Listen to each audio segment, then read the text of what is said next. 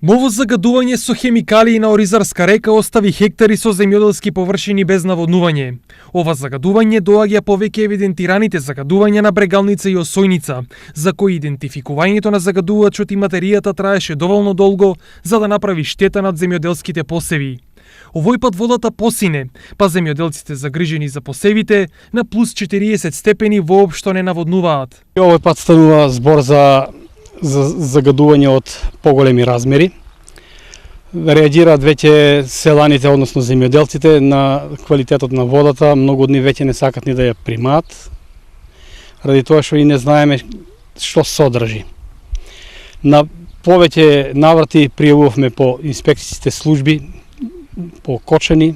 Загриженото локално население и земјоделци веќе пријавили и кај регионалниот инспектор, но и оттаму одговор за загадувањето се уште нема, иако за земјоделските култури секој ден без наводнување е скапоцен. Пријавено е на главниот инспектор за Источна Македонија во Пробиштип, кој истиот и доваѓаше на терен, меѓутоа работата остана како што е така, статус кво, ништо не е мрднато од тогаш наваму.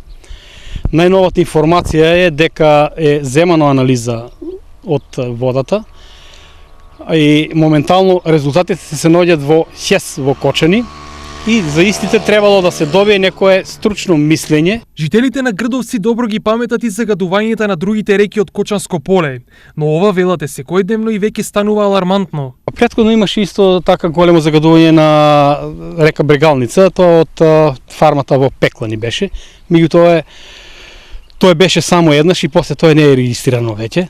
Додека за разлика од тоа загадување на Оризарска река, тоа е секој дневно. Нема дена да не забележиме. Тоа се испуштат тие хемикали веројатно периодично, дали во текот на ноќта, и веќе работата е алармантна. Со каков тип на хемикалии се труе Оризарска река се уште не е познато.